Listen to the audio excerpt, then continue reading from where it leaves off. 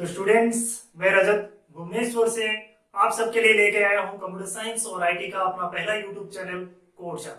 आज की इस वीडियो में हम देखने वाले हैं क्लास 12 का रिकर्सन चैप्टर का सुविधा अरोरा प्रैक्टिकल बुक का फुल सॉल्यूशन। इस सॉल्यूशन को देखने से पहले अगर आपने मेरे पुराने दो वीडियोस नहीं देखे, जिसमें कि एक में मैंने बेसिक्स ऑफ रिकर्सन, दूसरे में 5 इंपोर्टेंट प्रोग्राम्स ऑफ रिकर्सन बताया है, तो पहले इस लिंक में जाके उन दोनों वीडियोस को देख लीजिए, क्योंकि उनके नॉलेज के बिना आज का वीडियो आपको ज्यादा कुछ समझ में नहीं आएगा।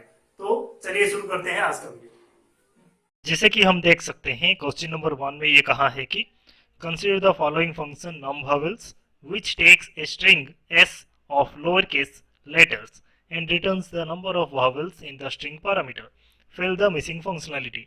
यहाँ पे एक फंक्शन दिया है नम वावेल्स, जिसमें कि एक स्ट्रिंग s भेजना है जो कि 0 और मोर लोअर केस लेटर्स का होगा, और कुछ फिल इन द ब्लैंक्स भी है जिनको कि भर के हमें फाइनल आंसर निकालना है। चलिए करते हैं इसको। तो शुरू करते हैं ये क्वेश्चन। जैसे कि हम देख सकते हैं यहाँ रहा ये स्ट्रिंग पैरामीटर, और यहाँ पे फिल इन द ब्लैंक्स 2 दे दिया गया है, और हमें बोला गया है कि इसको भरिए ताकि ये हमें कितने आपके वावल्स है वो काउंट करके बता पाए। तो इसीलिए इसका नाम दिया गया है नम वावल्स। तो इसको करने के लिए हमें, मान लीजिए मैं एक एग्जांपल लेके आपको बताता हूँ। मान लीजिए एस का जो वैल्यू है, एस का वैल्यू जो है यहाँ दिया गया है RAJ, ठीक है, ये है एस का वैल्यू। अगर इसको हम यहाँ भेजते हैं तो ये पहले चेक करेगा एस ब्लैंक स्ट्रिंग तो नहीं है। अगर ब्लैंक स्ट्रिंग है तो रिटर्न करेगा 0, नहीं तो एल्स पार्ट में ये बोला है right here the recursive call to the function. तो इसी लाइन में ही हमें रिकर्सिव कॉल को एक लिखना है। तो लिखने के लिए थोड़ा आइडिया हमें मिले, इसलिए हम थोड़ा नीचे तक देखते हैं क्या किया है इसने।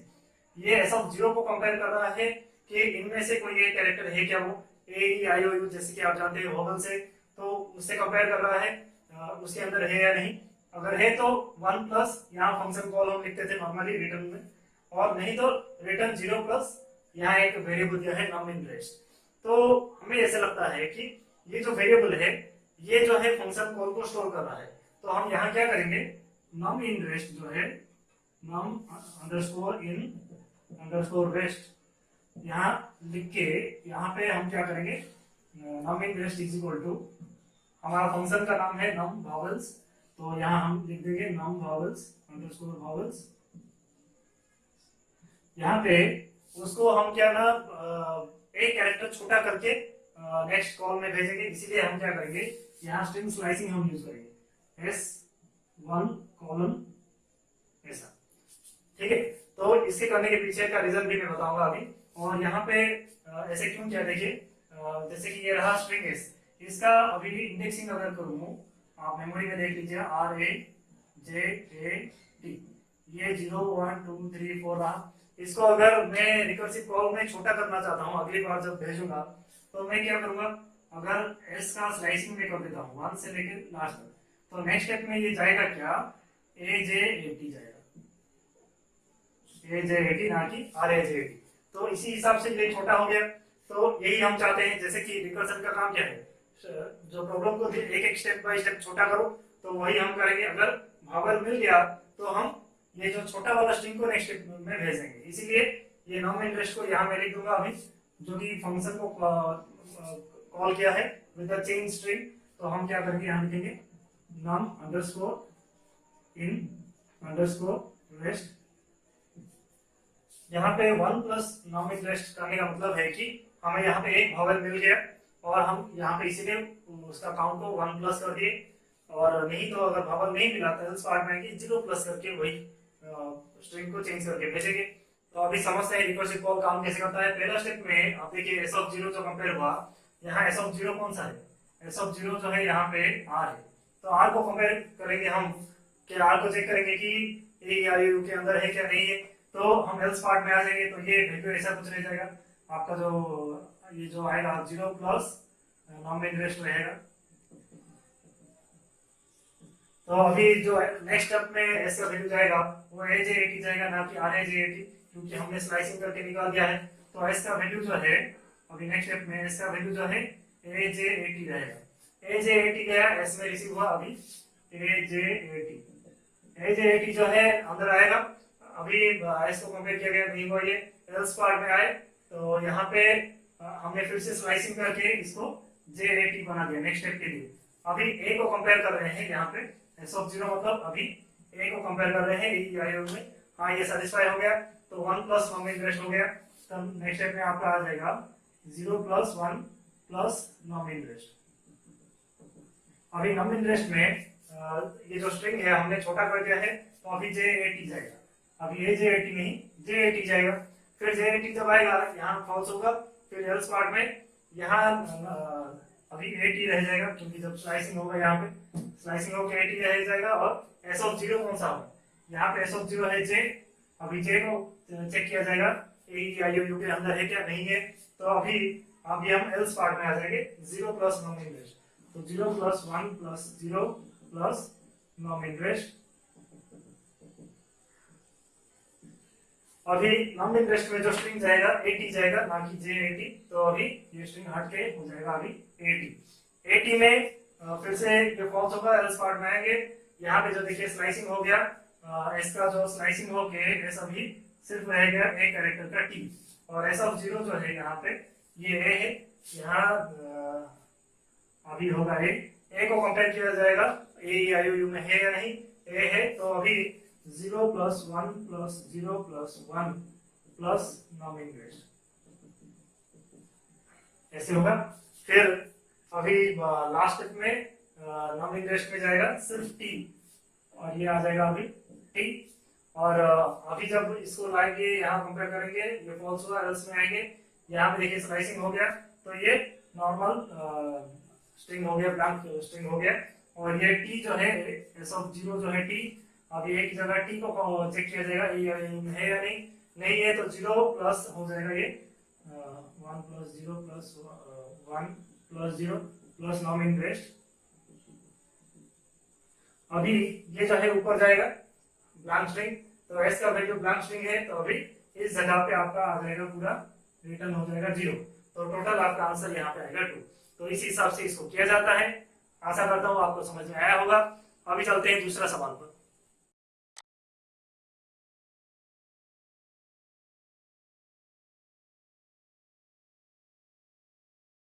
अभी देखते हैं क्वेश्चन नंबर 3। अभी मैं क्वेश्चन नंबर 3 इसलिए बता रहा हूं क्योंकि क्वेश्चन नंबर 3 जो है क्वेश्चन नंबर 1 से बिल्कुल मिलता जुलता है, तो इसीलिए आपको समझने में आसानी होगी। इसके बाद में जाके क्वेश्चन नंबर 2 और उसके बाद बाकी सारे नंबर्स बताऊंगा। तो पहले देखते हैं question number 3। Consider the following recursive function that returns the number of consonants in string s passed to it as parameter. Parameter s contains a lowercase string. The function below is not working properly. Debug the code below so that it works as desired. यहाँ हम देख सकते हैं एक छोटा सा code दिया है, यहाँ पे हमें कॉन्सोनेंट्स कितने हैं काउंट करने हैं, मगर ये गलत है, हमें इसको सही करना है। और यहाँ पे नीचे 3 क्वेश्चन दिया है, जो कि पहला है spot the origin of the error, दूसरा है print the variables intermediate values, तीसरा है test the code step by step. तो ये तीनों क्वेश्चन दिया है। तो पहले ढूंढ लेते हैं एरर कहाँ है। एरर ढूंढना बहुत ही आसान है अगर आप इसके पहले वाले क्वेश्चन को समझ गए हैं। तो यहाँ देखिए, यहाँ ये जो है पहले एक स्ट्रिंग इनपुट ले लिया, उसको कंपेयर किया ब्लैंक स्ट्रिंग से है या नहीं, है तो 0 रिटर्न करेगा, नहीं तो एल्स पार्ट में जब आए हम, यहाँ आपको याद है हमने वहां पे नॉम इंटरेस्ट बोल के एक वेरिएबल लेके वहां पे स्लाइसिंग करके निकाला था, बिल्कुल वैसे ही हुआ है यहाँ पे। मगर यहाँ पे थोड़ा यहाँ पे चेंज है। देखिए यहाँ पे उस प्रॉब्लम में S of zero in AEIOU लिखा था, यहाँ नॉट इन लिखा है। तो मतलब यहाँ नॉट इन मतलब ये कॉन्सोनेंट ढूंढ रहा है, ऑब्वियसली ये कॉन्सोनेंट को ही ढूंढ रहा है। एस ऑफ जीरो अगर AEIOU में नहीं है मतलब वो भावल के अलावा कुछ और है, कॉन्सोनेंट हो सकता है और कोई कैरेक्टर भी हो सकता है, मगर हमें इस क्वेश्चन में खाली कॉन्सोनेंट की बात बोल रहा है तो हम उसकी ही बात करेंगे। और एल्स पार्ट में रिटर्न नॉम इंटरेस्ट प्लस 1। तो बात ये है अगर कॉन्सोनेंट काउंट करना है तो यहाँ तो इस स्टेप में अगर इफ सैटिस्फाई होगा तभी कॉन्सोनेंट काउंट हो सकता है, मगर ये एल्स पार्ट में 1 प्लस किया हुआ है तो यहाँ पे है एरर, ये कॉन्सोनेंट नहीं बल्कि भावल ही काउंट कर रहा है, क्योंकि एल्स पार्ट में आएगा भावल है तो ऑब्वियसली ये वाला 1 जो है, ये वाला 1 जो है यहाँ से हटेगा और यहाँ प्लस 1 प्लस नॉम इंटरेस्ट होगा। इतना अगर कर देंगे तो ये सही हो जाएगा। आप इसको एनालाइज कीजिए पिछले प्रॉब्लम से जोड़ के, तो यही लगता है इसका आंसर होगा। और जो बाकी क्वेश्चंस बोला है स्टेप बाय स्टेप इसका इंटरमीडिएट वैल्यूज लिखिए और हर स्टेप को करके लास्ट में आंसर निकालिए, वो मैं पिछले प्रॉब्लम में कर चुका हूँ। सोच रहा हूँ कि यहाँ करना जरूरी नहीं है, क्योंकि पूरे डिटेल में मैं क्वेश्चन नंबर 1 में मैं वो स्टेप बाय स्टेप उसका कैसे वेरिएबल पास होता है और प्रॉब्लम कैसे आगे बढ़ के आंसर निकल रहा है वो बता चुका हूँ। तो इसका आउटपुट आप अपनी स्क्रीन पे देख सकते हैं, ये रहा। आशा करता हूँ आपको ये समझ में आ जाएगा।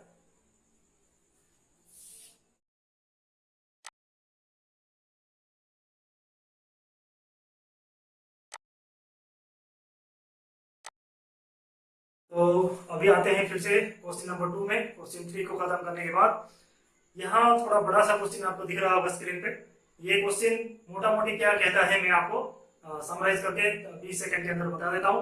ये कोड दिया है नॉर्मली, और यहाँ पे ये बोला है कि हर स्टेप में ये कैसे काम करता है, आप इसको स्टेप बाय स्टेप प्रोसीड कीजिए। ए और बी का जैसे वैल्यू है उसको हर स्टेप में ये कैसे रहेगा, फिर रिकर्सिव कॉल होने के बाद क्या होगा, ऐसे करके 3 स्टेप में उसका फाइनल आंसर ऐसे करके आपको निकालना है। तो बहुत अच्छा सवाल है, किसका कॉन्सेप्ट क्लियर है या नहीं इससे पता चल जाएगा। तो चलिए करते हैं बिना किसी देर के। यहाँ हम देख सकते हैं कि MIST बी में पहला वैल्यू गया 1 और 32, तो ए में जाएगा पहले 1 और बी में जाएगा 32। फिर ये हम यहाँ पे चेक करेंगे A greater than equal to B, यहाँ हमने लिख दिया है A equal to 1 B equal to 32। A greater than B है क्या, यहाँ पे ए तो 1 है बी तो 32 है, तो ये फॉल्स होगा। फिर उस पार्ट में आएंगे हम MIST आर में, यहाँ क्या होगा ना, MIST 2,16 होगा, क्योंकि a इंटू 2 हुआ, ये होगा 1 इंटू 2, और b का वैल्यू क्या है 32/2, तो डिवीजन 2 हुआ, तो ऐसे होके 2 और 16 वैल्यू आएगा यहाँ पे। फिर रिटर्न वैल्यू क्या होगा, रिटर्न वैल्यू कुछ ऐसा होगा, देखिए a प्लस MIST। a का वैल्यू कितना है, a का वैल्यू अभी 1 है, क्योंकि ये आर्गुमेंट भले ही 1 इंटू 2 हुआ है मगर a का वैल्यू अभी भी 1 ही है। 1 प्लस MIST अंडरस्कोर r का वैल्यू होगा ऐसे MIST 2,16, ये चला जाएगा रिकर्सिव कॉल, ये सेकंड स्टेप में जाएगा।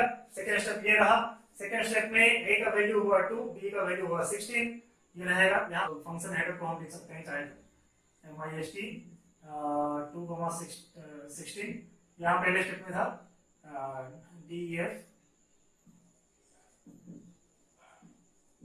1,32, ये था पहले जो फंक्शन हेडर।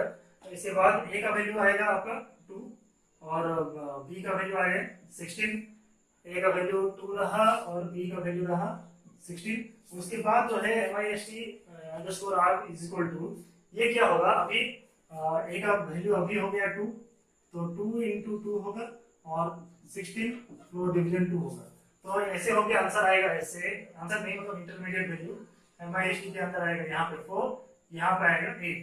तो नेक्स्ट स्टेप में आपका ये आएगा, तो पिछले स्टेप में था 1 प्लस, अभी a का वैल्यू अभी 2 है, a का वैल्यू अभी यहाँ पे 2 है, तो 1 प्लस 2 प्लस MIST 4,8, ये रहेगा सेकंड स्टेप।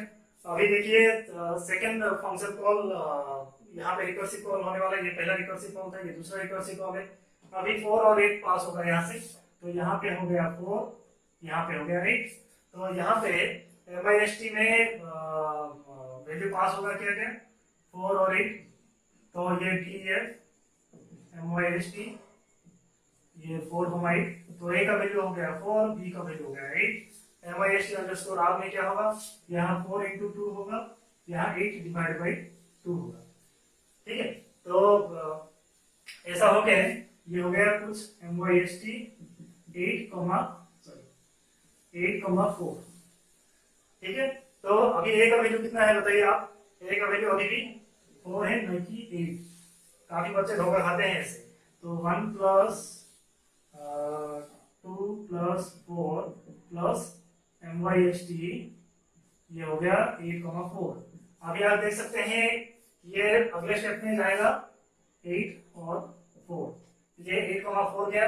अभी देख सकते हैं a जो है b से बड़ा हो गया, a क्योंकि b से बड़ा हो गया तो रिटर्न क्या कर जाएगा, इस जगह पे रिटर्न कर जाएगा b का वैल्यू जो की है 4। तो फाइनल आंसर आपका आ जाएगा ये जो है 1 प्लस 2 कितना 3, 3 प्लस 4 7, 7 प्लस 4 ये आ जाएगा 11। तो फाइनल आंसर इसका आएगा 11। तो इसी तरह से ये आंसर निकलेगा। इसका आउटपुट आप अपने स्क्रीन पे देख सकते हैं, ये रहा।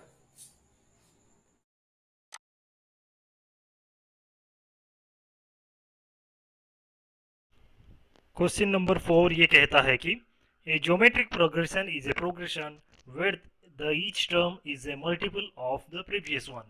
The multiplying factor is called the common ratio. So a GP with a first term A and a common ratio R with n terms can be stated as A, AR, AR square, AR cube, AR4, dot dot dot, AR to the power n minus 1. Write a recursive code that prints a GP, input A, R and n in the main part. तो इसको करने के लिए सबसे पहले हमें A R और N को रिसीव करना होगा यूजर से। चलिए करते हैं पहले। तो सबसे पहले हम लिखेंगे A is equal to int input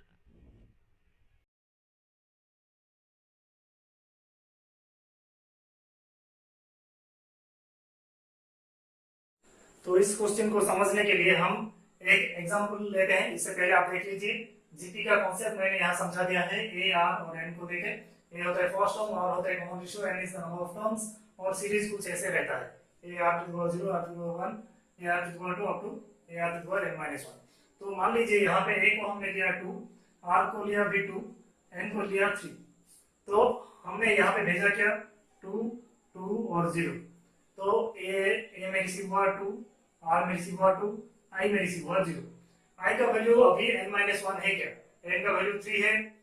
आई का वैल्यू अगर 2 हो जाएगा तो हम प्रिंट कर लेंगे a r to the power 2।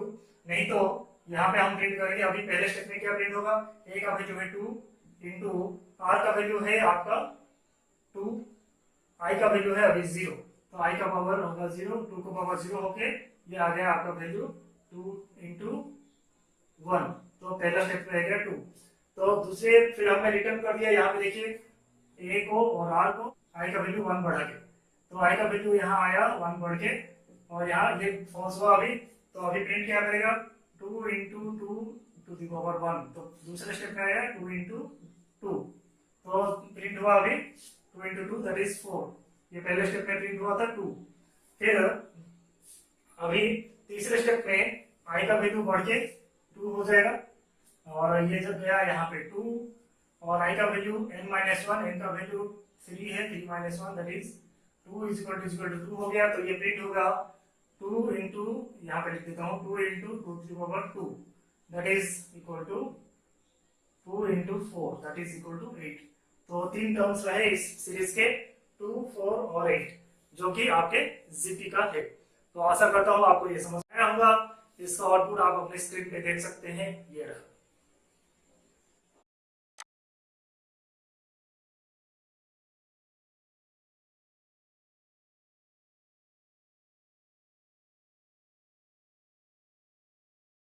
Question number 4b में ये पूछा है write a recursive function that calculates the sum of a GP by changing the function that you wrote in part a. मतलब 4a में जो अभी लिखा था उसमें ही थोड़ा थोड़ा बदलाव करके इस क्वेश्चन को करना है।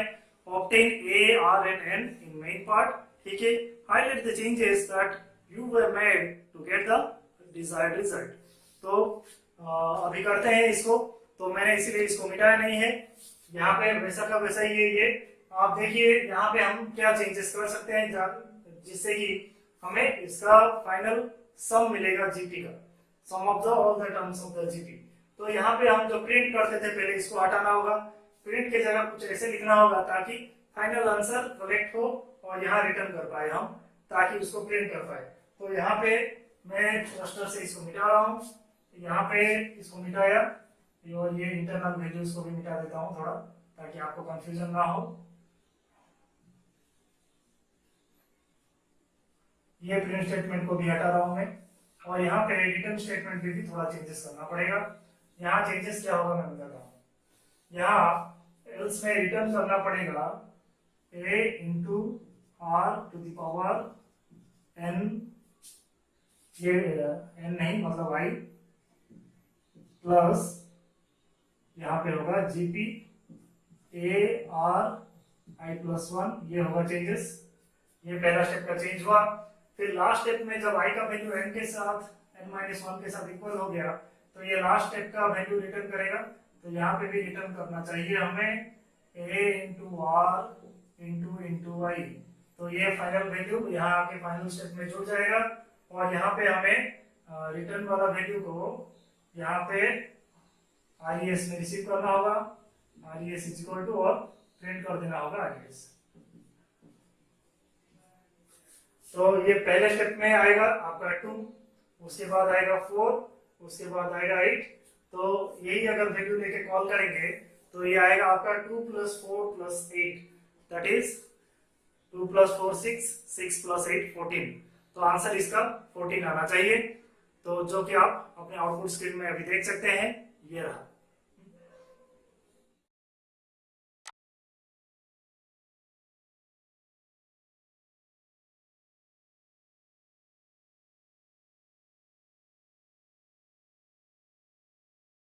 क्वेश्चन नंबर 5 में ये कहा है कि we can determine how many digits a positive number has by repeatedly dividing it by 10 until the number is less than 10, consisting of only one digit.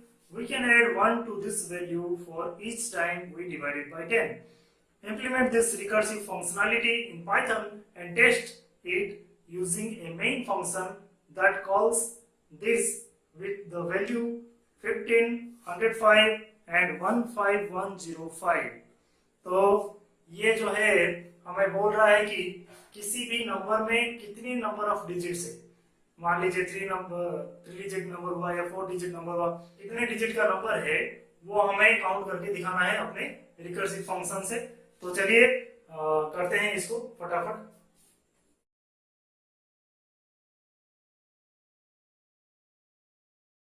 तो अभी इसको समझने के लिए एक नंबर इनपुट ले लेते हैं यूजर से फटाफट और उसको समझते हैं कैसे होता है। मान लीजिए हमने 123 रिसीव किया यूजर से, 123। तो इसको कैसे करेंगे हम? पहले n को हमने भेज दिया फाइंड सम फंक्शन में, 123 यहाँ से गया, फिर यहाँ से होते हुए यहाँ पे रिसीव हुआ 123 n में। फिर हमने चेक किया n लेस देन 10 है क्या, नहीं है, तो अभी एल्स पार्ट में आएगा। एल्स पार्ट में हम देख सकते हैं 1 प्लस फाइंड सम। तो ये स्टेप में क्या होगा, 1 प्लस फाइंड सम, n को हमने डिवाइड किया 10 से। तो किसी भी नंबर को आप डिवाइड बाय 10 कीजिए। 123 को हम 10 से डिवाइड करेंगे, 10 1 जा 10, फिर 23, 10 2 जा 20। तो ये क्या है ना, एक नंबर से रेड्यूस हो जाता है, मतलब इसका जो राइट साइड वाला डिजिट था वो हट जाता है। किसी भी नंबर को 10 से डिवाइड कीजिए, राइट साइड से एक डिजिट हट जाता है, जिसको कि हमने काउंट कर लिया 1 प्लस करके। तो अभी ये जाएगा आपका 123 था, अभी 12 बन जाएगा। तो यहाँ से 12 जाके पास हुआ यहाँ पे, तो अभी 123 नहीं, अभी ये बन गया 12। 12 लेस देन 10 नहीं है, तो अभी नेक्स्ट स्टेप में ये होगा 1 प्लस 1 प्लस फाइंड सम। अभी 12 को फिर से 10 से डिवाइड करेंगे तो ये बन जाएगा 1। तो अभी 12 नहीं, ये बन गया 1। अभी 1 गया यहाँ पे, तो ये 1 लेस देन 10 हो गया, कंडीशन हो गया 2, और ये अभी रिटर्न करेगा 1। तो इस जगह पे पूरा आ जाएगा आपका 1। तो फाइनली आपका आंसर आया 1 प्लस 1 प्लस 1 दैट इज 3। 3 यहाँ से रिटर्न होके यहाँ पे आ जाएगा और RES में सेव हो जाएगा 3। तो आपका आंसर आ जाएगा फाइनली 3। आशा करता हूँ आपको समझ में आया होगा। आप इसका आउटपुट अपने स्क्रीन पे देख सकते हैं, ये रहा।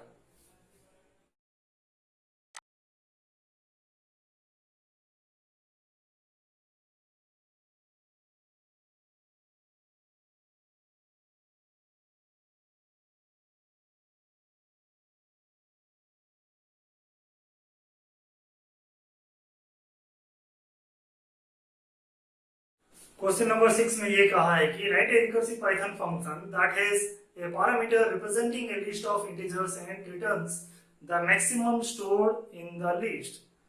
Thinking recursively, the maximum is either the first value in the list or maximum of the rest of the list, whichever is larger. If the list has only one integer, then the maximum value is single value naturally. So हमें ये क्या करना है ना, यहाँ पे user से एक लिस्ट रिसीव करना है और वहां से उस लिस्ट के अंदर कौन सा डिजिट सबसे बड़ा है उसको निकालना है। तो चलिए आखिरी क्वेश्चन है, फटाफट करते हैं इसको।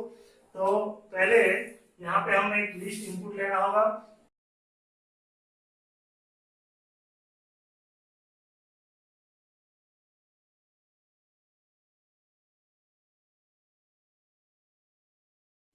इस क्वेश्चन को समझने के लिए हम यहाँ पे एक लिस्ट एग्जांपल लेते हैं एलएसटी।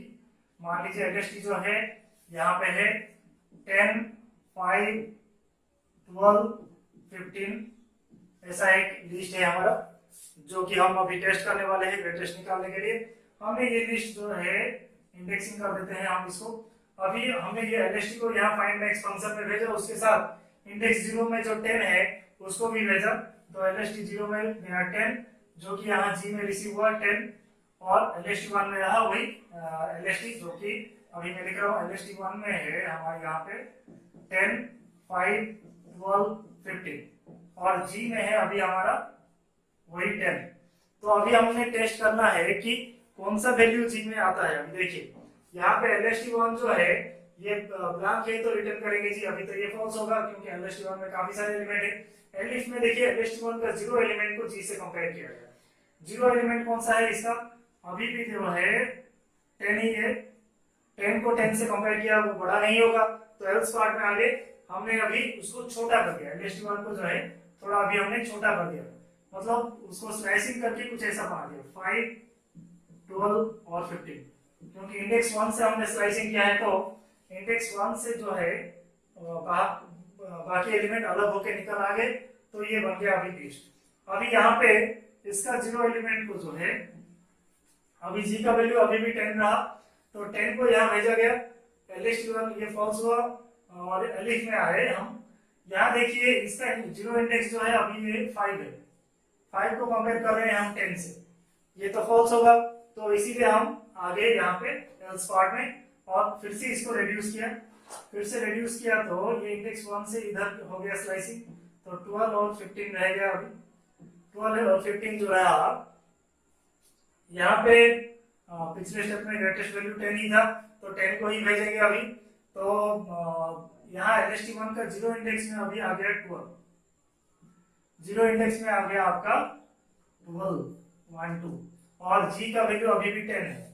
तो अभी ये कंडीशन सेटिस्फाई कर रहा है, तो जी का वैल्यू अभी चेंज होके एलएसटी 1 का जो 0 इंडेक्स का वैल्यू मतलब जी का वैल्यू अभी हो जाएगा 12। तो जी बन गया अभी 12, तो यहाँ पास होगा 12, और इसका स्लाइसिंग हुआ तो अभी सिर्फ एक ही एलिमेंट बचा 15 इंडेक्स 1 में जो था अभी, और वो गया यहाँ पे और 12 गया, 10 नहीं अभी हो गया 12। और अभी इस स्टेप में देखिए एलएसटी 1 का 0 जो है 15 है, अभी 15 और कंपेयर हुआ 12, 15 12 में 15 ही पड़ा है, तो जी का वैल्यू चेंज हो गया, अभी 12 नहीं, अभी ये बन गया 15, और पास हुआ यहाँ पे 15। और एलएसटी 1 जो है अभी रिड्यूस होके ब्लैंक लिस्ट बन गया। अभी ये जब गया यहाँ पे ये इफ वाला सेटिस्फाई हो जाएगा, क्योंकि एलएसटी 1 में देखिए आप पूरा ब्लैंक हो चुका है यहाँ पे, तो वहां ये कंडीशन सेटिस्फाई कर जाएगा और जी हो जाएगा रिटर्न। तो यहाँ से रिटर्न होगा जी, आरईएस में रिसीव होगा, रिटर्न होगा जी, मतलब जी का वैल्यू अभी कितना है 15, अभी जी का वैल्यू 15 है, तो 15 हो गया यहाँ पे जी, और यहाँ पे जी रिसीव हो गया आरईएस में, और आपका आ गया आंसर 15। तो ये रहा आपका फाइनल आउटपुट। इसका आउटपुट आप अपने स्क्रीन पे देख सकते हैं, ये रहा।